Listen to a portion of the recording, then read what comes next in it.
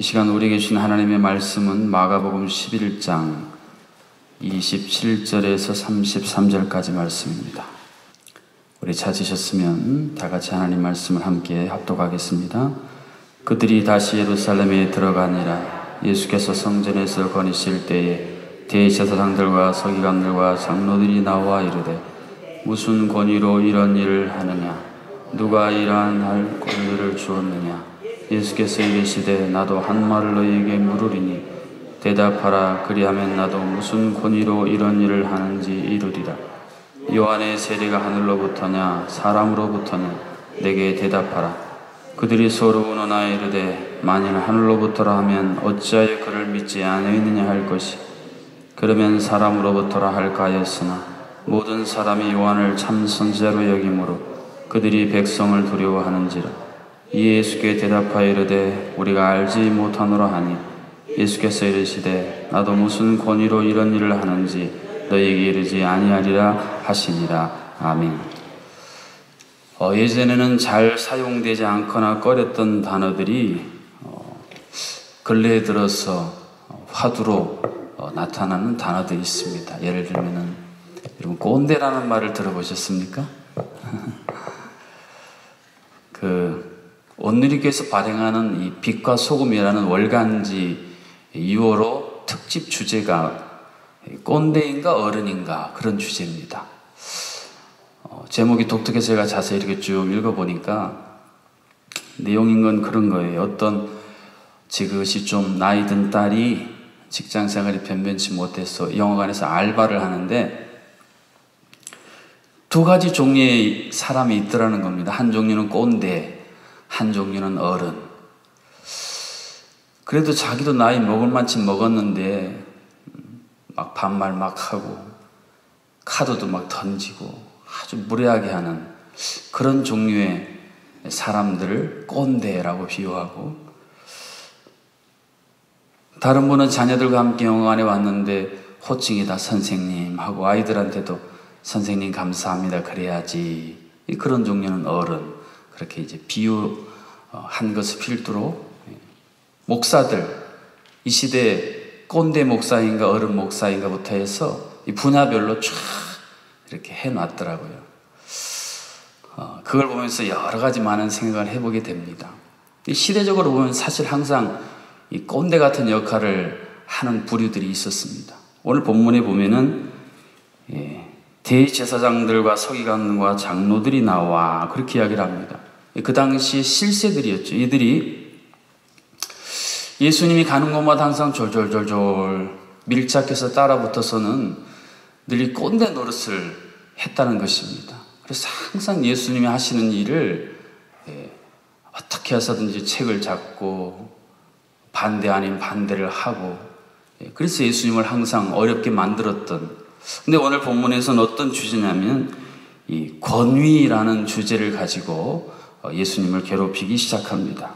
이 권위라는 말은 헬라어로 엑수시아라는 말인데 하나님으로부터 내려주신 이 권세와 능력, 그것을 말합니다. 예수님이 행하시는 이 권세와 능력은 당연히 하나님으로부터 온 것을 이미 알아챘어야 될 대제사장 서기관들이 아니겠습니까? 그분들이 하는 일이 뭡니까? 맨날 성경 읽고 그 연구하고 또 성경 베껴 쓰고, 그런 분들이 예수님에 대한 권위를 당연히 알고 인정해야 되는데 도리어 그것을 가지고 이제 시비거리를 삼고 있습니다. 왜 그들이 이 권위 문제를 가지고 도전을 했는가? 그것은 우리가 이미 살펴본 마가복음 11장 서두에 나오는 예수님의 성전 청결 사건과 연루되어 있습니다. 이 대제사장들과 서기관들, 장로들이라고 비유한 그 당시의 실세들은 자기의 친족들, 자기의 사람들을 실은 이 성전에서 돈 바꾸는데 또 동물 교환하는데 그런데 다 포진을 했습니다. 이 권위를 준 것입니다. 너희들 이거 팔고 이거 돈 바꾸고 해서 이득을 취해서 살아라. 그리고 그것의 몇 프로는 또 자기가 가졌겠죠. 자기들이 이 권위 엑수시아를 줬는데 예수님이란 분이 와가지고는 그 권위를 다 부정하고 상을 엎어버리고 또 매매하는 자들 내어 쫓고 하니까 지금 이 문제를 가지고 예수님께로 나온 것입니다. 왜 우리가 준 엑스시아 권위를 네가 뭔데 와서 다 흐트러뜨리고 방해하느냐? 도대체 그렇게 하는 너는 어디서부터 무슨 권위를 갖고 이러고 있는 거냐? 그런 질문이에요.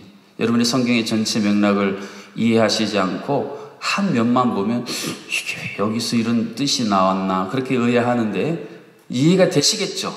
네. 그런 이제 맥락에서 권위에 대한 질문을 하는데 예수님께서는 항상 직접적인 대답을 잘 안 하실 때가 있습니다. 여러분 그렇지 않습니까?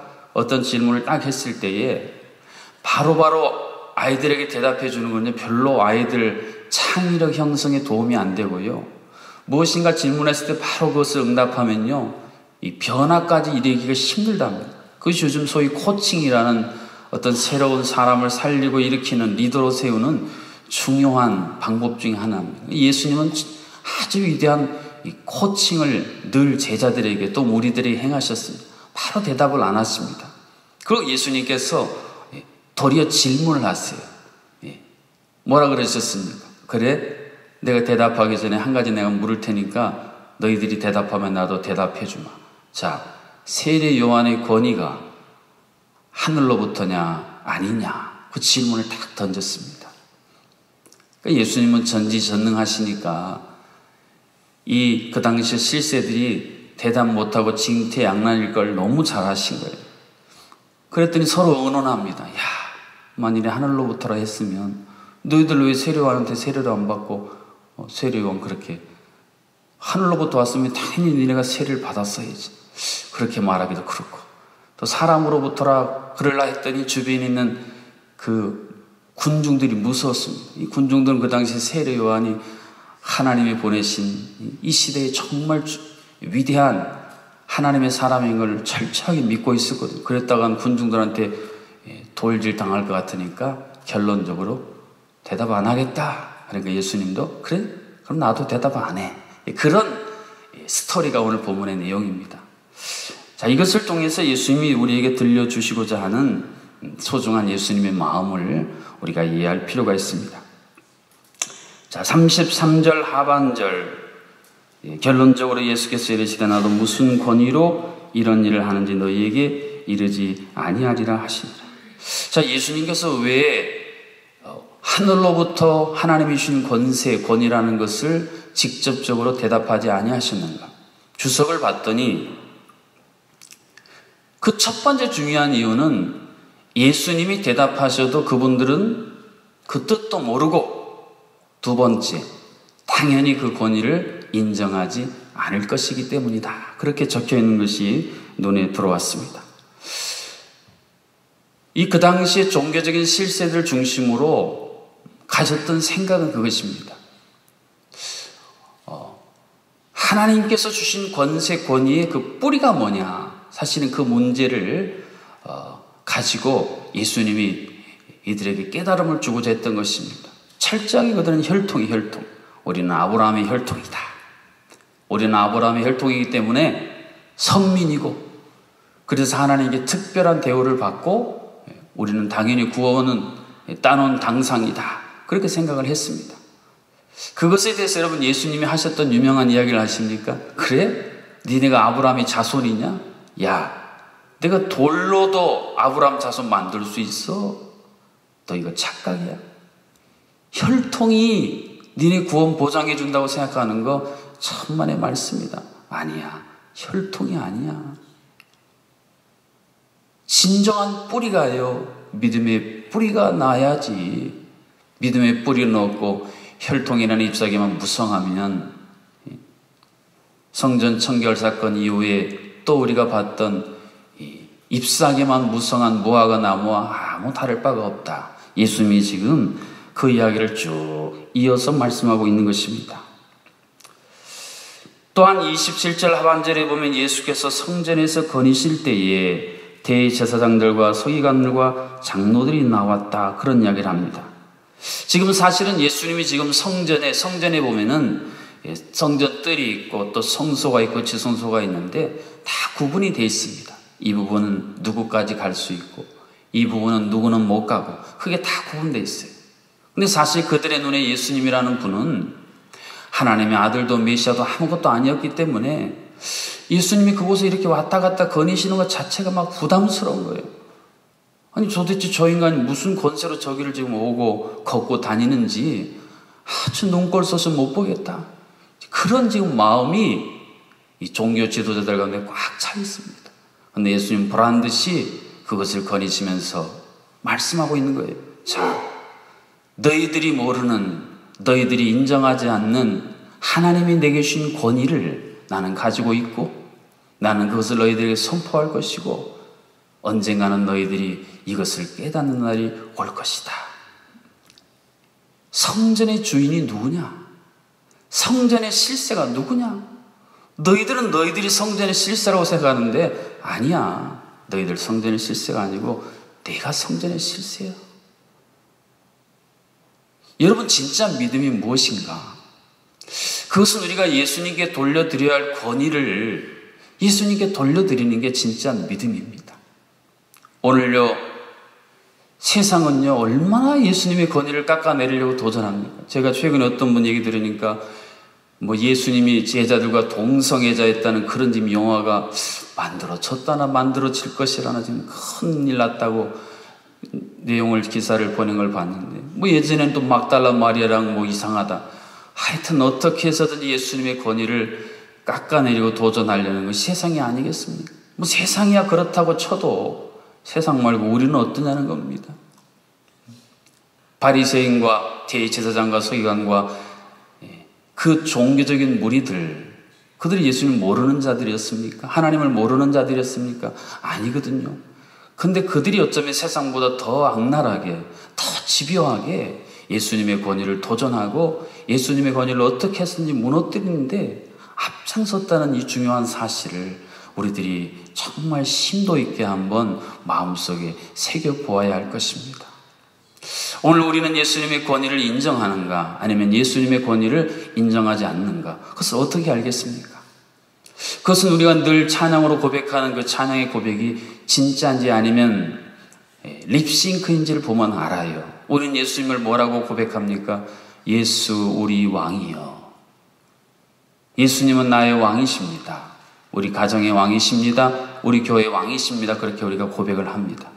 근데 그게 진짜입니까? 여러분 날마다의 삶 속에서 예수님 여러분의 왕으로서 탁 여러분을 통치하시고 여러분 예수님이 원하는 뜻이 무엇인가를 알고 그 뜻을 실행하고 계십니까? 그러면 여러분 예수님 권위 인정하는 삶이에요. 그러나 예수님은 내 삶 속에서 이것을 원하시는데 난 그거 싫어요. 내가 이때까지 익숙한 것도 아니고 내가 생각할 때 그거 싫어요.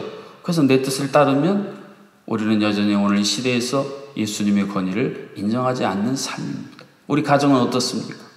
사철의 봄바람 불어있고 여기가 우리의 낙원이라. 예수님은 우리 가정의 주인으로 오시면 당연히 우리 가정은 에덴 동산이 되어야 합니다. 부부간에 부모와 자녀간에 정말 사랑과 섬김으로 아름다운 공동체를 이루어야 합니다. 그러면 우리는 예수님의 권위를 인정하는 가정을 이루고 있습니다. 그런데 예수님의 권위를 인정하지 않고 내 기분 감정에 따라서 어떤 날은 전쟁, 어떤 날은 평화, 전쟁과 평화, 이 소설이 날마다 반복된다면 우리는 우리 가정 안에서 예수님의 권위를 인정하지 못하는 삶인 것입니다. 일터는 어떻습니까? 교회는 어떻습니까? 모든 영역에서요.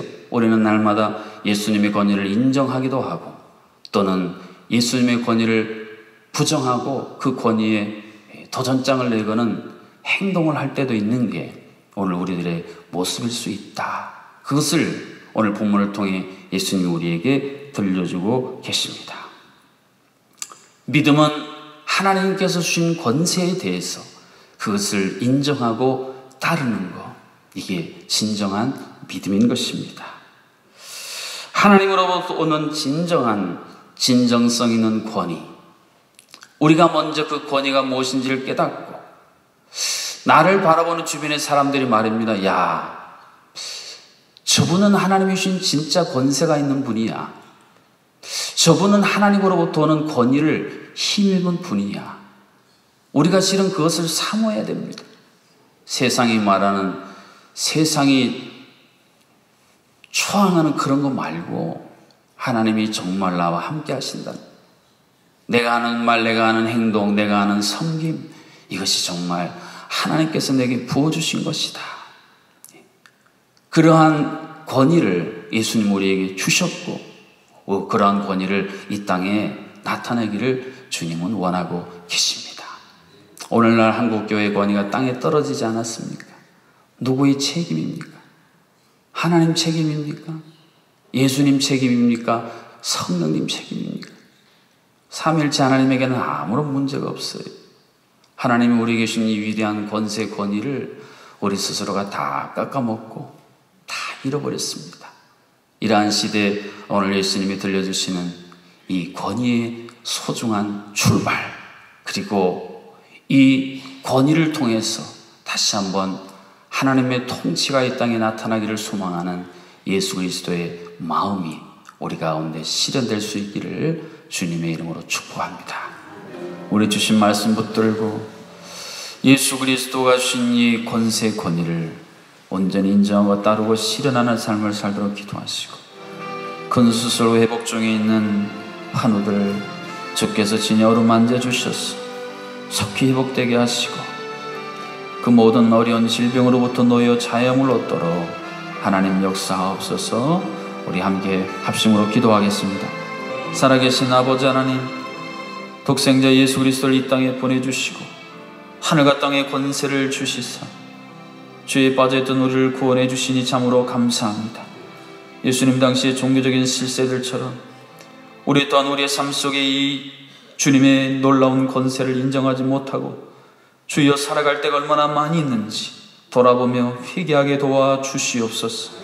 우리가 그 권세와 권위를 따를 때에 우리도 살고 우리 가정도 살고 우리 교회도 살 텐데, 주님, 인간적인 생각과 판단으로 그것을 저항하고 거부하며 내 것을 추구하며 살아가는 우리의 이 세상에 오염된 가치관을 회개하게 도와주셔서 이 땅에 떨어진 하나님 나라의 권세와 권위에 주여 공동 책임자들임을 알고 오늘 우리가 가슴을 찢고 회개함으로 다시 한번 이 시대 하나님의 성도들, 하나님의 대사들, 하나님의 교회들이 주여 하늘의 권세를 가지고 이 땅을 새롭게 하는 주의 사람들로 주여 우리를 새롭게 하여 주시옵소서.